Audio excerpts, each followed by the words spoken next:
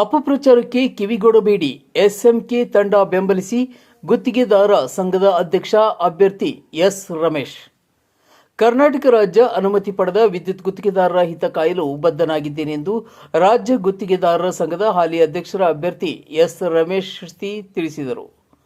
ಅವರು ಕರ್ನಾಟಕ ರಾಜ್ಯ ಅನುಮತಿ ಪಡೆದ ವಿದ್ಯುತ್ ಗುತ್ತಿಗೆದಾರರ ಸಂಘ ಬೆಂಗಳೂರು ಜಿಲ್ಲಾ ಸಮಿತಿ ಹಾಸನ ಎಸ್ಎಂಕೆ ತಂಡದವರಿಂದ ಚುನಾವಣಾ ಪೂರ್ವಭಾವಿ ಸಭೆಯನ್ನು ಉದ್ದೇಶಿಸಿ ಮಾತನಾಡಿ, ಕಳೆದ 3-4 ವರ್ಷಗಳ ಹಿಂದೆ ಆಯ್ಕೆಯಾದ ಪದಾಧಿಕಾರಿಗಳು ಗುತ್ತಿಗೆದಾರರ ಸಮಸ್ಯೆ ಬಗೆಹರಿಸಲು ಸಂಪೂರ್ಣ ವಿಫಲರಾಗಿದ್ದಾರೆ.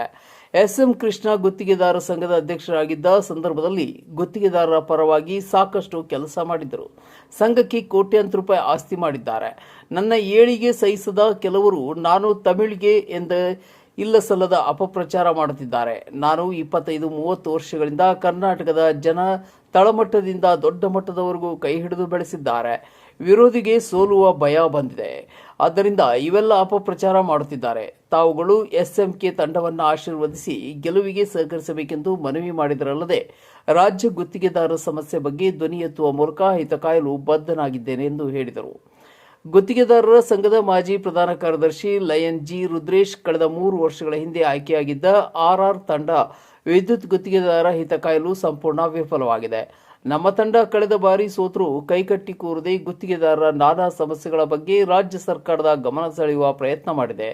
ಹಿಂದೆ ಎಸ್ಎಂಕೆ ಅವರ ನೇತೃತ್ವದ ತಂಡ ರಾಜ್ಯ ಗುತ್ತಿಗೆದಾರರ ಸಂಘಕ್ಕೆ ಸಾಕಷ್ಟು ಲಾಭದಾಯಕ ಆಸ್ತಿಗಳನ್ನು ಮಾಡಿದ್ದು ಇಂದು ಲಕ್ಷಾಂತರ ರೂಪಾಯಿ ಆದಾಯ ಬರುತ್ತಿದೆ.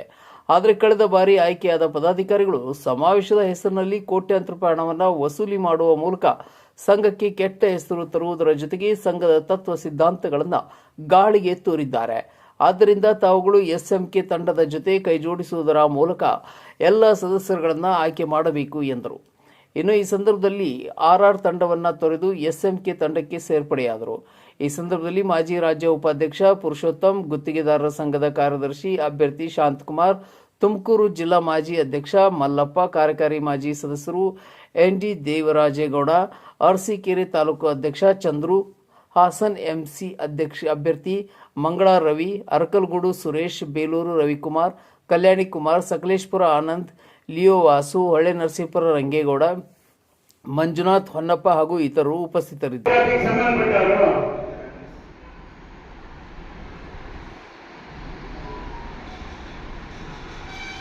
ನಮ್ಮ ಮೇಲೆ ಅಪಪ್ರಚಾರ ಮಾಡ್ತಾ ಇದ್ದೀರಾ. ನೀವು ಈ 3 ವರ್ಷದಿಂದ 3.5 ವರ್ಷದಿಂದ ಏನ್ ಮಾಡಿದ್ದೀರಾ ಸ್ವಾಮಿ? ಏನಾದ್ರೂ ಒಂದು ಅದ್ರ ಬಗ್ಗೆ ಪ್ರಚಾರ ಮಾಡಿ. ನಾನು ಇಂಥದ್ದೇ ಮಾಡಿದ್ದೀನಿ, ಇಂಥದ್ದೇ ಒಳ್ಳೇದ್ ಮಾಡಿದ್ದೀನಿ, ಇನ್ನು ಮುಂದಕ್ಕೆ ಮತ್ತೆ ನಮ್ಗೆ 5 ವರ್ಷಗಳ ಕಾಲ ಅವಕಾಶ ಕೊಡಿ, ನಾವು ಮತ್ತೆ ಇನ್ನು ಇಂಥದ್ದನ್ನ ಮಾಡ್ತೀವಿ ಅಂದ್ಬಿಟ್ಟು ಈ 2022ರಲ್ಲಿ ನೀವೇನ್ ಪ್ರಣಾಳಿಕೆ ಕೊಟ್ಟಿದ್ದೀರಾ ಅದ್ರಲ್ಲಿ ಏನಾದ್ರೂ ಒಂದು ಮಾಡಿದ್ದೀರಾ ಅಂದ್ಬಿಟ್ಟು ಇವತ್ತು ನೀವು ಪ್ರೂವ್ ಮಾಡಿ ನೋಡೋಣ.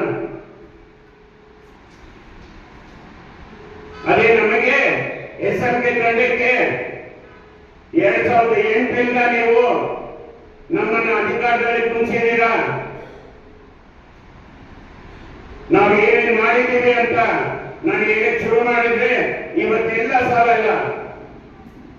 ಅಂತ ಒಳ್ಳೆ ಕಾರ್ಯಕ್ರಮಗಳನ್ನ ಮಾಡಿದ್ದೀವಿ, ಮಾಡ್ತಾ ಇದ್ದೀವಿ.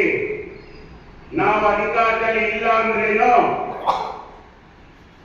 ಗುತ್ತಿಗೆದಾರರ ಪರವಾಗಿ ಹೋರಾಟ ಮಾಡ್ತಾ ಇದ್ದೀವಿ ಇವತ್ತಿಗೂ. ಉದಾಹರಣೆಗೆ ಒಂದೇ ಹೇಳ್ತಾ ಇದ್ದೀನಿ, ಈ ಓಸಿ ಬಗ್ಗೆ ಅದ್ರ ಬಗ್ಗೆ ಜನರಲ್ ಬಾಡಿ ಬುಕ್ಕಲ್ಲಿ 2023 ಜನರಲ್ ಬಾಡಿ ಬುಕ್ಕಲ್ಲಿ ಇದರಲ್ಲಿ ಜನರಲ್ ಬಾಡಿ ಸಂದರ್ಭದಲ್ಲಿ ಇಂದಿನ ಆಡಳಿತ ಮಂಡಳಿಯ ಒಂದು ವೈಫಲ್ಯ ಅಂದ್ರೆ 2,14,00,000 ರೂಪಾಯಿ ದುರ್ವ್ಯವಹಾರ ಮಾಡಿದ್ದಾರೆ, ಅವ್ಯವಹಾರ ಮಾಡಿದ್ದಾರೆ ಅಂತ ಒಂದು ಸಬ್ಜೆಕ್ಟ್ ಬಂತು. ನಾವು ಸಂಘಕ್ಕೆ ಆಸ್ತಿಯನ್ನ ಮಾಡಿದ್ದೇವೆ, ಅದಕ್ಕೆ ಅವ್ಯವಹಾರ ಆಗುತ್ತೆ. ಈಗ ಹಿಂದೆ ನಟರಾಜ್ ಅವರು ಯಾರೋ ಪುಣ್ಯಾತ್ಮರು ಅಭಿನಯಗಳಲ್ಲಿ ಒಂದು ಪ್ರಾಪರ್ಟಿ ಮಾಡಿದ್ರು, ಅದನ್ನ ಕೆಡವಿ ನಟರಾಜ್ ಅವರು ಬಿಲ್ಡಿಂಗ್ ಕಟ್ಟಿದ್ರು. ಎಸ್ಎಂಕೆ ಅವರು ಖಜಾಂಚಿ ಆದಾಗ ಆ ಬಿಲ್ಡಿಂಗ್ ಅನ್ನ ಪೂರ್ಣಗೊಳಿಸಿದ್ರು. ಇವತ್ತು ನಾವು ನಟರಾಜ್ ಅವ್ರ ಬಗ್ಗೆ ಎಸ್ಎಂಕೆ ಅವ್ರ ಬಗ್ಗೆ ಇಲ್ಲ ಅಂತ ಹೇಳಿದ್ರು ಅವ್ಯವಹಾರ ಮಾಡಿದ್ರೆ ಅಂತ ಹೇಳಕ್ಕಾಗತ್ತಾ? ಆಗಲ್ಲ. ಹಾಗೆ ಎಸ್ಎಂಕೆ ಅವರು ಅಧ್ಯಕ್ಷರಾಗಿದ್ದಾಗ ಅಲ್ಲಿ ಒಂದು ಪ್ರಾಪರ್ಟಿ ತಗೊಂಡ್ರು, ಅವರು ಅಕಾಲಿಕ ಮರಣ ಮಾಡಿದ್ರು. ಆ ಮರಣ ಜೂನ್